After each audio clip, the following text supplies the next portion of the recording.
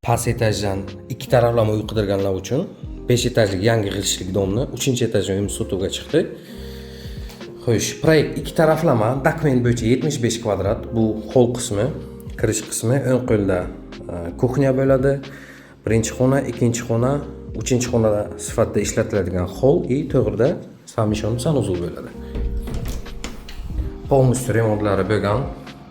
Gaz, suv, svetdan muammosi yo'q. Bu yoqqa dushovoy kabina ham qo'yib beradilar. Dальше ketamiz. Kuxnya kompaktniy, hamma kuxnya mebellari joyida. Gaz, suv, svet hammasi bor. Kotел qilib qo'yganlar.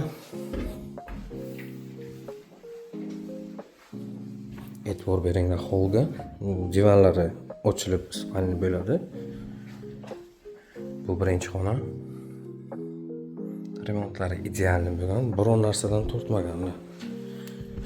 Plus ветреный dom. Mana bu ikkinchi xonasi. Ikkinchi xonasi. Ochiq balkoni bor.